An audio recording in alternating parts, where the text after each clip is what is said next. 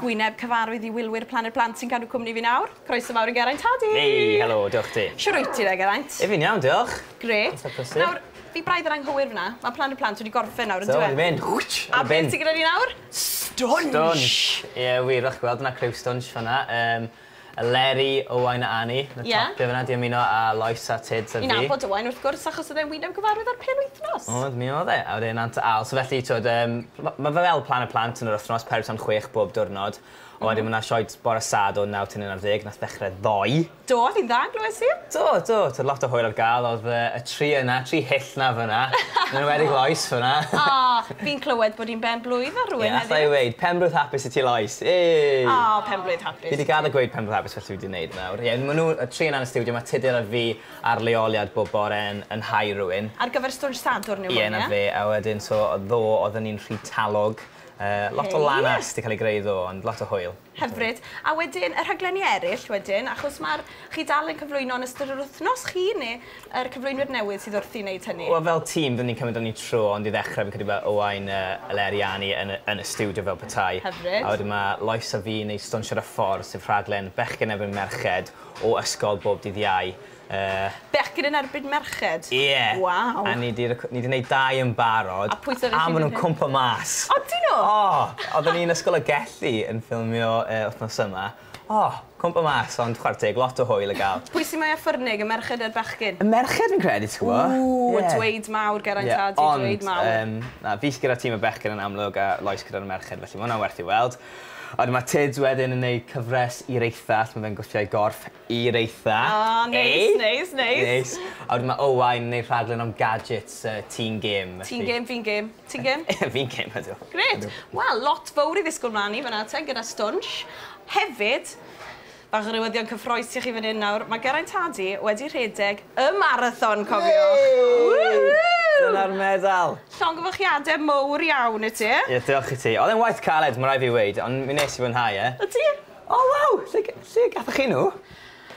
Dyna fi'n gorffen. Oedd I wrth y wefan y marathon? Ie, na fe, ond... Lle ydych chi'n chwyslid iawn yna? Ie, dw. Wyt ti'n berson reit ffit beth bynnag, neu gyfes ti fynd ati y ffordd I lot? Na, fi'n eitha ffit, ti'n feddwl, ond mae'n rhedeg marathon yn rhywbeth. Eitha ffit.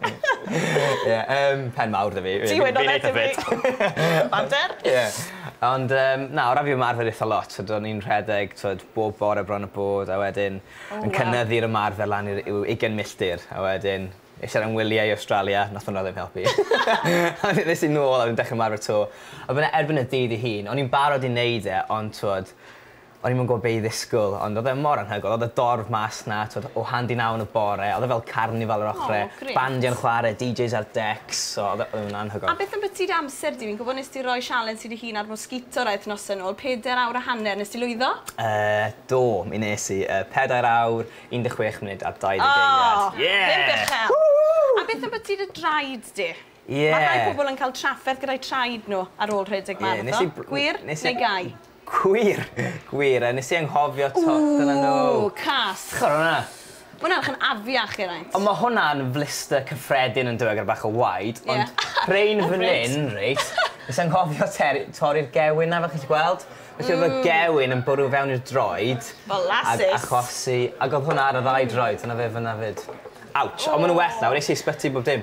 Do fe? I gael y gwaith na. Tri han bach o'n ydi. A dad hefyd yn rhedeg. Doedd John Hardy cyflwynydd wedi 3 a wedi 7 wrth gwrs. Ie, 6 awr a 6 munud. Da 6 iawn, awr a Dad. 6 munud. Da iawn os ydy'n gwylio. Pratig. Nawr, at rhywbeth arall, nawr, ti hefyd yn cyflwyno ar gyfer CBBC hefyd, dwyt? Ie, rhaglen yn y sport rounds, mynd mas bob nos Wener. Mae rai bod ti'n heini iawn I fod yn neud yr oll... Ie. Wel, ar sport rounds, hwnnw'n gwneud gymaint o heriau fi, felly fi'n falch o hynny. Ond fi'n cael mynd I lefydd anhygol, fi wedi bod yn eitri ar gyfer y Grand National. Do? A gys ti gyfweld a Ryan Giggs, do? Do, es i'r BBC Sports Personality. Ac Giggs nath ennill, felly ges I gyfweld y Giggs, sef yn arwr I.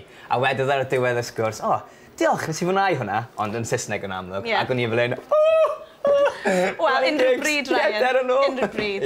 Achos ti hefyd wrth gwrs yn fan afiach Man United. Ond... Yn wythnos mawr.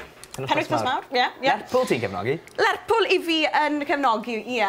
Ond dim ond pêl-droed wedi gyrfyder ti fan hyn nawr a chwaraeon o pob dim, ond ti hefyd yn meddwl ti hun yn ychydig fach o golffiwr fi'n clywed? Ie, o fi'n eitha da. Ni'n efo chwarae lot pan o'n i'n fach, felly... Wel, wyt ti cystel a tudur? Dyna'r cwestiwn, achos ni wedi mynd ati i baratoi sialens ar gyfer y ddau ohonoch chi. Neis. Felly gawn ni weld sut wyt ti'n neud fyny. Disgwyl mlaen, diolch yn fawr iawn i ti am y sgwrs. Pob lwc gyda Stwnsh, ond am nawr. Geraint Hardy!